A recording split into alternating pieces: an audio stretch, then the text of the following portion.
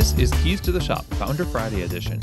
Today we're talking with Jeremy Zhang, founder of Uni Uni Coffee in Nanjing, China. Hey everybody, and welcome to another episode of Keys to the Shop, where we give you insights, inspiration, and the tools you need to grow as a coffee service professional.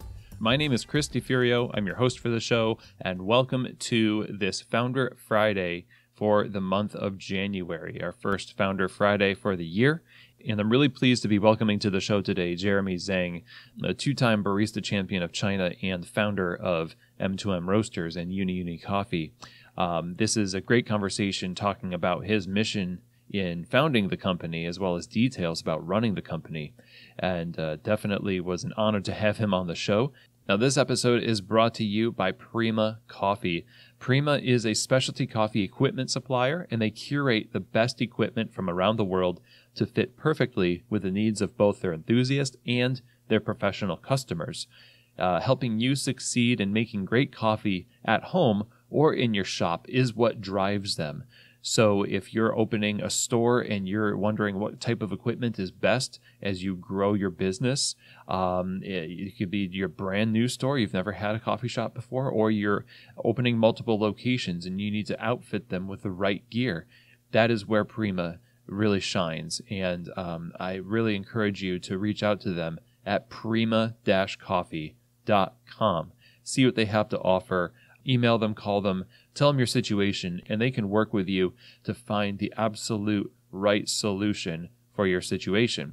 So if you're looking for the best equipment with expert assistance to go along with it, look no further than prima-coffee.com. Thank you so much, Prima, for your support. Keys to the Shop. Today's episode is also brought to you by Pacific Foods, the fine folks behind the Barista Series line of non-dairy performance beverages.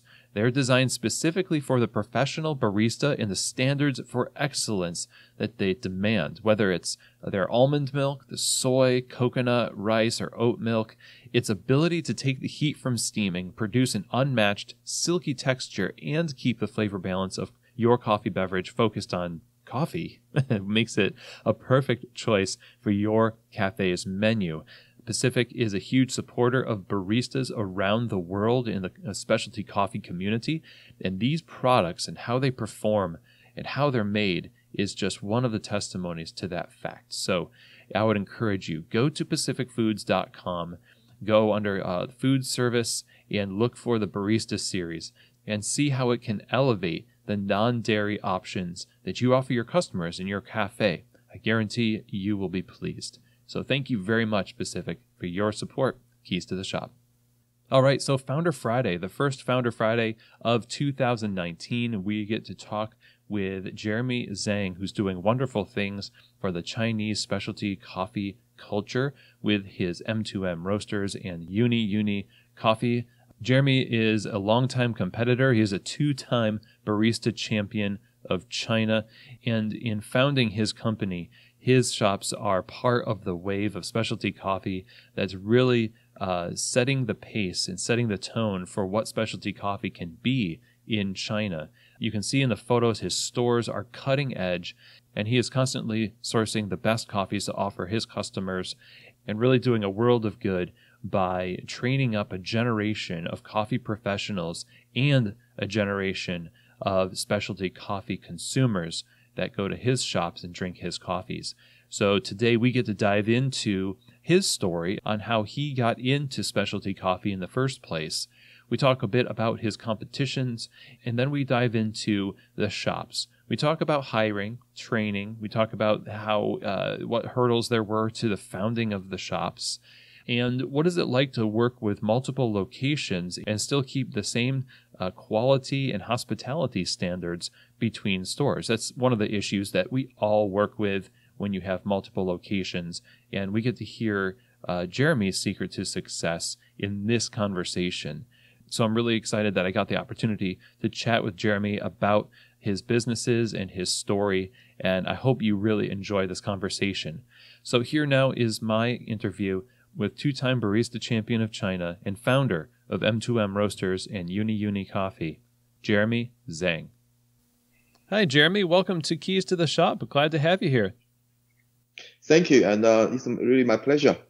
Yeah, I've heard so much about you, and I'm excited to dive into what you're up to with your businesses and the story of founding your shop and roastery. You have kind of an interesting story coming from the world of being a buying manager at a supermarket chain. How did you end up getting into the world of specialty coffee from that career path? Actually, there's not much to do with my position at the supermarket chain. At that time, it was my graduate program after university in Australia. So it's more about the time when it's booming period for specialty coffee in Melbourne in 2006, 2007. So at that time, so while doing my job, and also I got a lot of impact from this thing of the specialty coffee. So it becomes my hobby, and then I was a home barista. I purchased the espresso machine, so that's how I start to get into it. Okay, and so that from there you developed a interest at some point in making it a profession and making it a career. What was it that motivated you to pursue it beyond just in your own kitchen? They just wonder because I was just wondering why my coffee not so good as a coffee shop, just because of equipment or skills or just knowledge. So I took a few courses and start from very basic stuff, and also then I got some knowledge, not just about extraction, get the right coffee beans. So it's kind of like a cumulative process. So the more you know, the more you want to know. So that's how I kind of like started. But so at that time, I think I was really, really into it. And it was not just about the coffee itself, but also through the coffee and coffee knowledge, you can connect a lot of people. Yeah, and was that in Melbourne? Yeah, that was in Melbourne. Yes. Okay. And at some point, competition became a part of your journey and learning more about coffee. Can you talk about how you made the jump from learning on your own to pursuing competition? Yes, and so after I took a few courses, so while my coach David Zhang, and he's still based in Melbourne, so he gave me suggestions. So if you really want to learn a bit more, and so a competition was a really, really good way. And also at that time, I was thinking about opening a coffee shop in China, and I just realized you can't just open a shop just because you know some barista skills. So competition is also a good way to wrap everything from farm, roasting, and extraction. So I decided to prepare the competition. So for me, that time I didn't think about winning or anything like that. It was more about the learning process. So for me, I think that was it's kind of like an education program for me. Yeah. Well, you were quite successful, 2-time China Barista Champion. Yeah, but the first time I didn't win though. Oh, well, of first course. time no. But I didn't expect anything. But I prepared so well, because if I decide to do it, I would do at my best. But at that time, I had no idea what kind of result would be, because at that time I was really fresh. I was really new in China.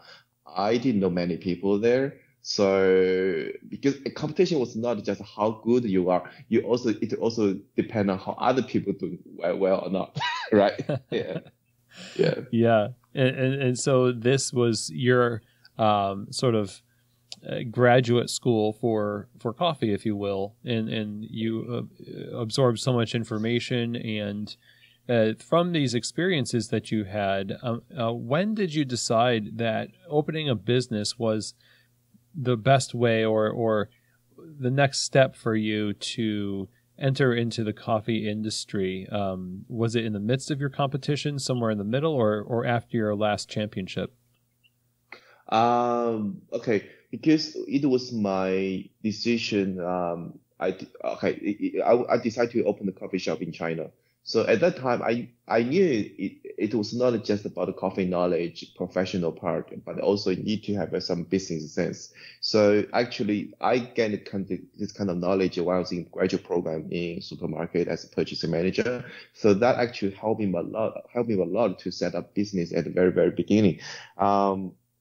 So at that time, I think it was for me, I feel like I was not the kind of person sitting in the office, doing the mundane work and doing the routine every day. So I decided to take an adventure. And also at that time, my parents also live in China. It'll be easier for me to open a coffee shop in China. Okay. So were they based in Nanjing? Yes, they're based in Nanjing. Yes. And so you moved there with the intention of opening a coffee shop. Yes, and that was my intention to open a coffee shop, but I knew I wasn't ready yet. And so after my first year competition, end up number 3, I felt like, okay, maybe I do have certain knowledge to open a coffee shop, but at that time it was quite difficult to find a right location. Honestly, it took like 1 year to find a good spot to open a coffee shop. So what happened is kind of like 2 parallel lines. The one is still learning and preparing competition. So another line was finding location, finding the right people. So these things keep going on till 2014. That's how our Uni started. Okay. And what was the concept behind your store when you opened? What was it that you were hoping to accomplish with it in its founding? Okay. Honestly, at that time in China especially coffee was really, really new. And but I realized a few things. The first thing is you need to be really patient, and also patient not just to customers, but also to your employees, baristas. So they were very young, and so they want to they have a dream to chase. Also, they want to learn a lot. So I try to make sure at the very beginning the knowledge level we have a similar knowledge level. We are on the same page. So I spend a lot of time to work with my baristas even before they start working for me. So it took honestly like 6 months. Some baristas actually were my assistants during the competition, so they decided to work with me. So at that time, the whole concept is try to keep barista as individual, keep their personality, but when we work together, so we have a very same standard. So we had a slogan in our coffee shop: "I am unique, we are the same." Aha. Okay. Yes. I like that. So you have your responsibility as an individual, but also to the team. Yes. And because that time, I think I brought a lot of new knowledge and something they never knew before, and they feel so excited about it. And I maybe also get a lot of education in Australia. I don't mind to share a lot of things. I can feel they had the same excitement when I just started to understand especially the coffee. So that was a really good starting point. And also, it's not just about the knowledge level. They reached really high. They not just learned quite a lot, but also they also willing to share with others. So we keep this kind of culture at the very beginning. Okay. And when you started the shop, you said it was kind of difficult to get this off the ground in China. Describe to us the process of, developing this business, funding it, and then, building it out from the ground up.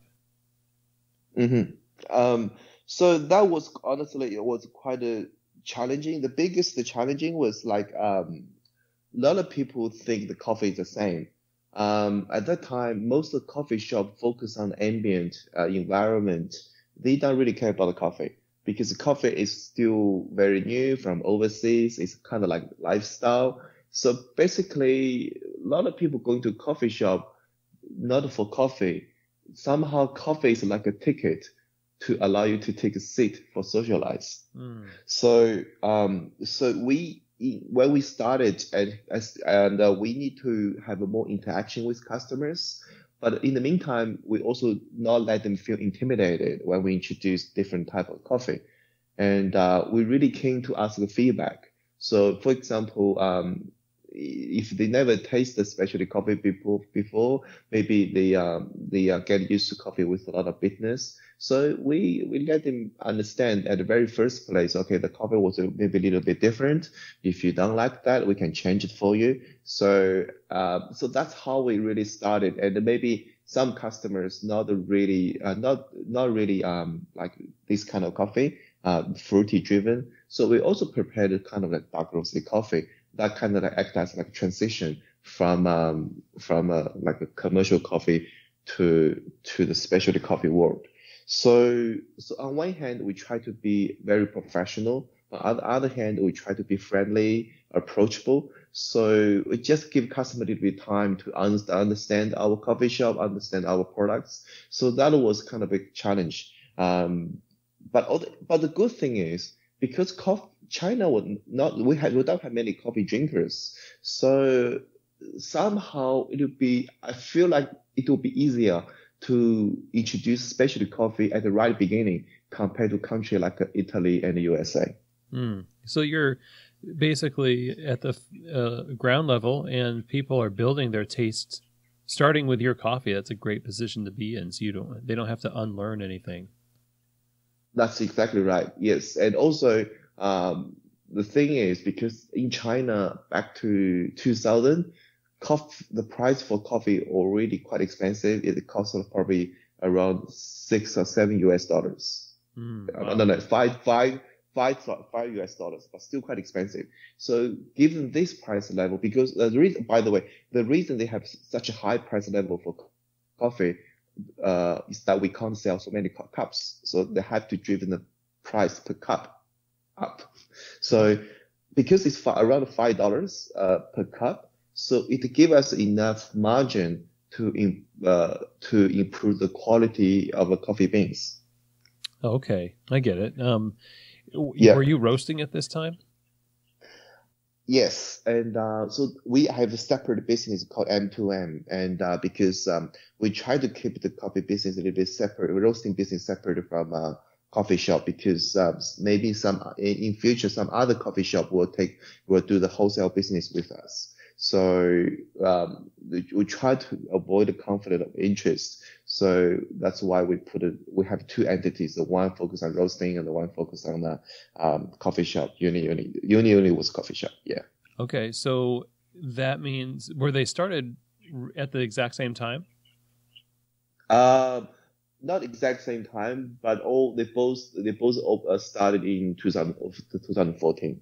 So Uni was about in June. M2M, I think, is around August. Okay, great. Yeah. And so when you're managing these businesses, I imagine that your role is one, you have to be aware of all the operations in both of these businesses. Uni Uni and M2M are going to require different things from you. How do you oversee the operations in those businesses effectively? Okay. Firstly, I think it's definitely teamwork. So, firstly, now when we at the very very beginning, some people in really interested in the barista jobs. So that actually they were leaders at the later stage. So they know how to make a good coffee. They know how to take care of the colleagues, and they know how to train and teach. So they actually then became the store managers. So they actually focus on the detailed level of what they do every day. I'm more focused on that. So they are on the right page in the same direction. On the roasting side, so I'm more on the marketing perspective to what kind of coffee what kind of products we need to deliver to customers. But the roasters, the chief roasters, make sure it's feasible and sustainable. For example, if we do the coffee, we do the blend, so they need to make sure the quality should be consistent over years. So they need to make sure that the green beans purchase will be up to standard. But for me, I'm more focused on that. So what the customers really want, what the coffee Uni Uni really want. And also because I have a background, I also work with a 90 plus. So I also gave my roasters some ideas of what a new coffee will be from 90 plus. So then roaster will get a message from me. So then they also can get everything prepared. And also we can review it periodically to make sure our products up to standard. And also we can mutually understand each other.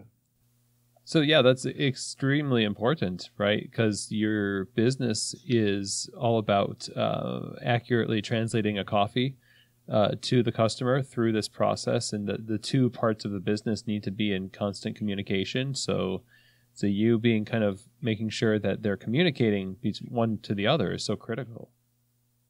Exactly right. Because you might hear a lot of fight between roaster and a barista. Barista always complain they didn't roast well, and roaster always say you have no idea how to extract coffee from my coffee. So actually, it didn't happen in our coffee shop like that, and because roasters also understand understand the extraction part.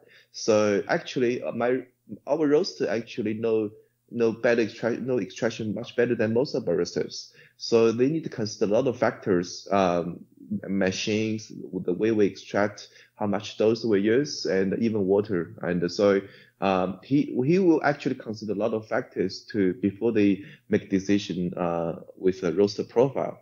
So then when they do the evaluation for the coffee, so they actually not just do the cupping.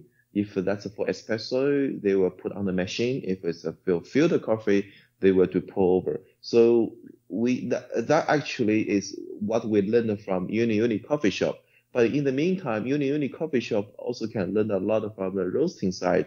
So because we have different type of roast used for filter coffee, espresso, and also roast for competition.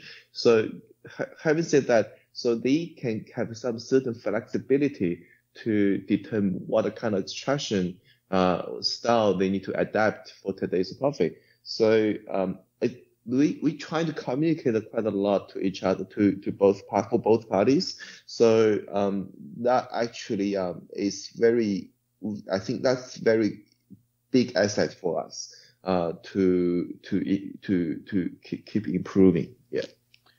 So at this point, it seems safe to say that you've been well received in the community. Mm-hmm. Yes. So people reacted initially. You probably needed to convince them a little bit more in the beginning, and then it started to become easier and easier to build a following. How did that play out in this relatively new market? Because it's very dynamic market. For example, before 2012, literally there was no specialty coffee in China everywhere. But now in 2018, we can see specialty coffee everywhere, pretty much, especially in places like Shanghai, like hundreds of specialty coffee, and also hundreds of home roasters in China. So. But in the meantime, the knowledge also progressed quite a lot. So we cannot just stay the same just because you were champion. Because you were champion doesn't mean you are the best forever. We had to live with this dynamic world, and that's also a good way to keep our barista very humble. So we learn something new, we feel satisfied, but in the meantime, we knew things will change. We need to get prepared. Mm-hmm. So today, what do you do? Because you want to maintain a particular sense of humility, like you said, and you have values that you want to have customers be impacted by when they come to your shop. As you grow, what do you do? What do you want your managers to do and people in leadership in the shop to do to ensure that those values are actually lived out by the staff in the day-to-day work, the kind of the grit of the cleaning and the mistakes and the customer service challenges and things like that? What kind of a system do you have in place to make sure that that's what's happening? I think the first thing is really focus on the leadership. So we somehow kind of put the coffee skills separate from the leadership role. So what happened is when we select the store manager, the store manager is different from being the leader. Store manager is kind of like authority, that's your position given by the position.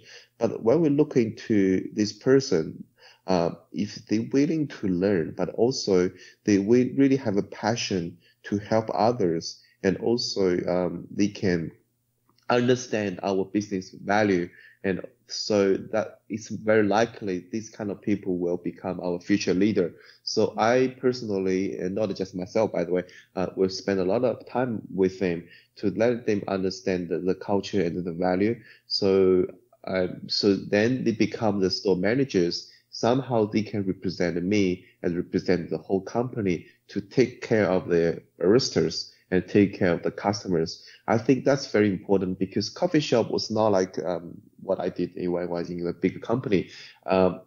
It's a human business because so you have to understand the value of the people. I just give an example, and I think like last year I just tried to see how they organize a meeting, what they have been doing, and what kind of things you want to take care of. Just end of meeting, and so the store manager just point out, so look, now it's really, really hot. It's like 38 degrees in the summer. Mm-hmm. So some people actually, if sitting outside,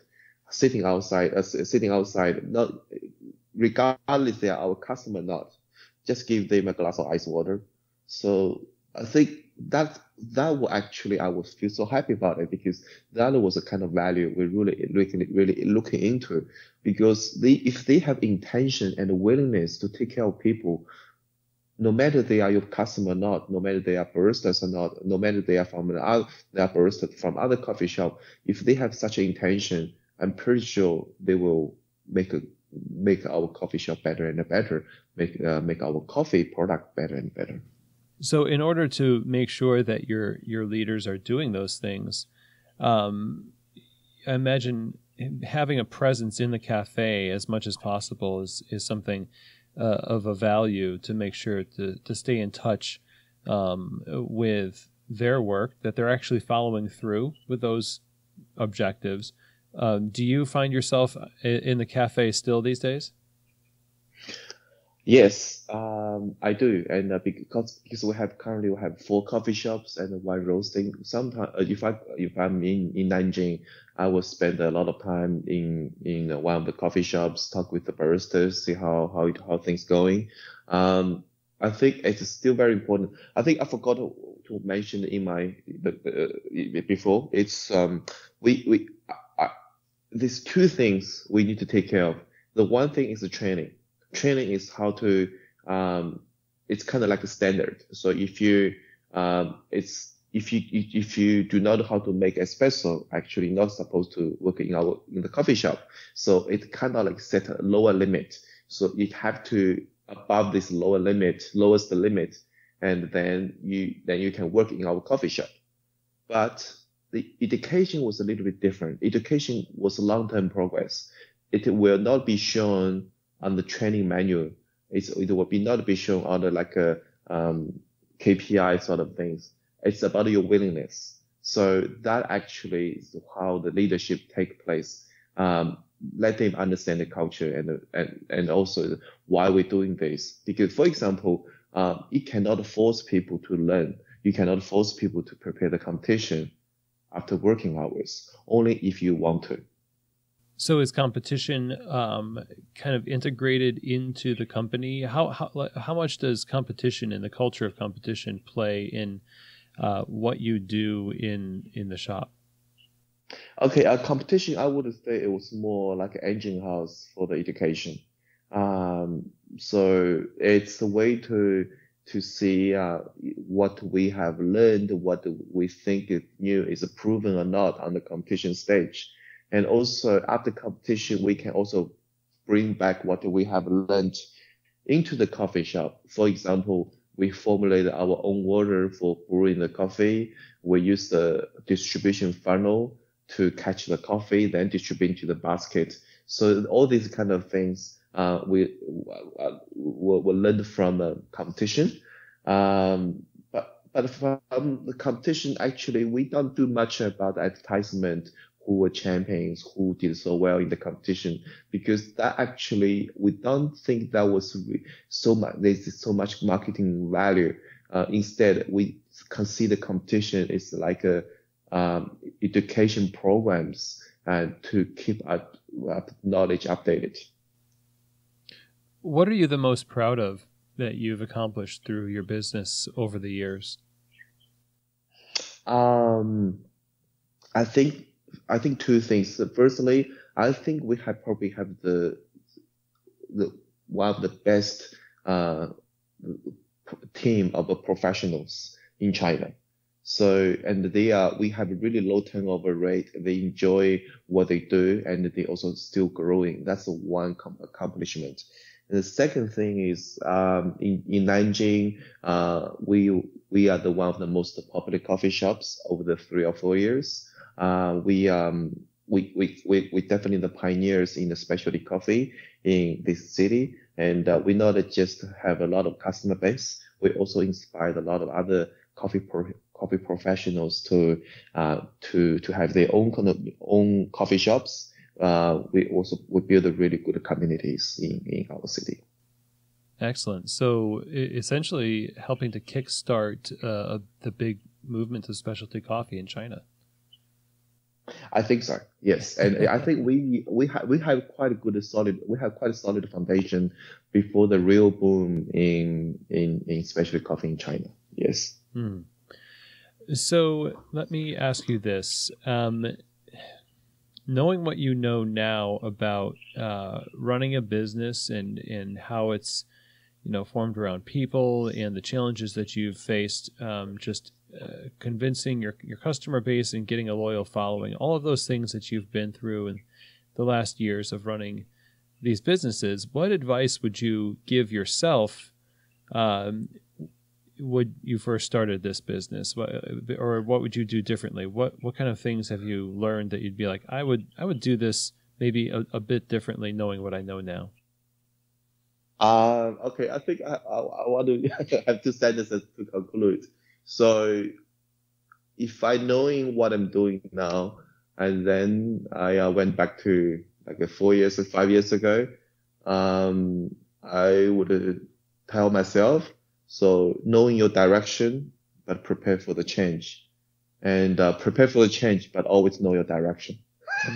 Okay. Yeah, I think that a lot of things I didn't expect. For sure, there's no way to knew all of these kind of things happen. But if you really focus on the specialty coffee, just stick to it. And because that was extremely new in China, and no one, you cannot follow any existing examples to do what they do.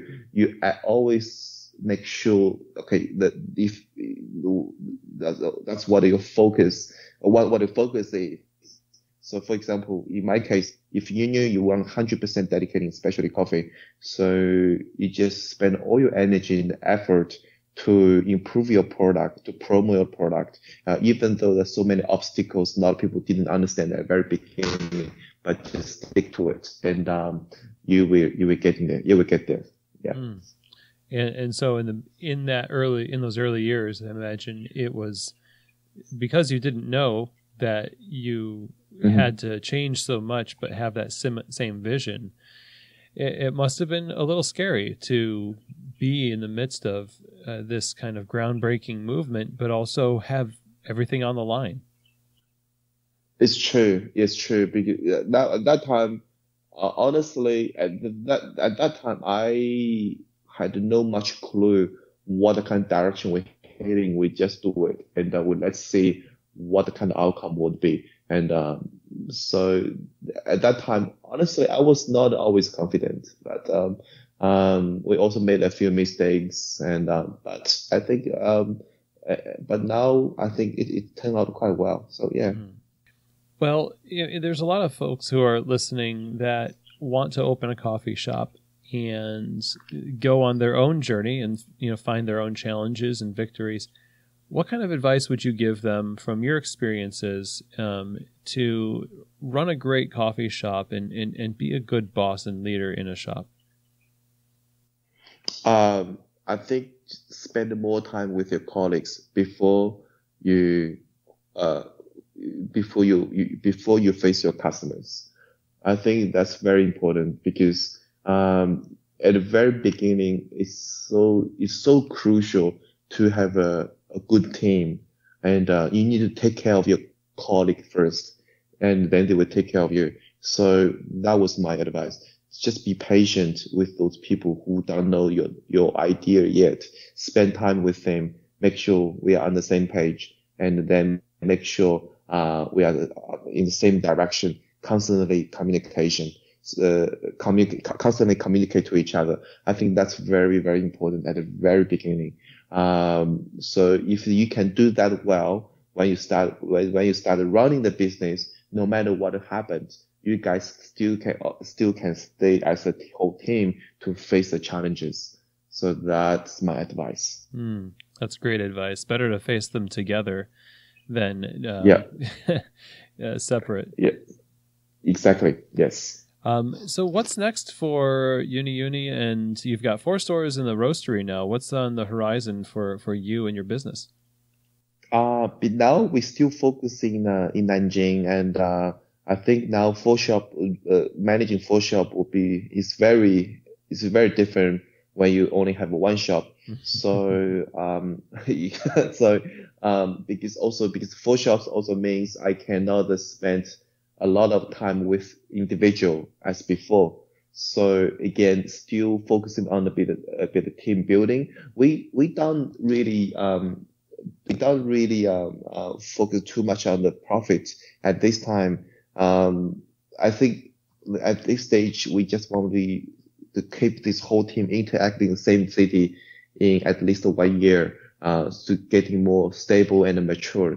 Then the next step would be open the coffee shop, maybe in Shanghai or Shenzhen.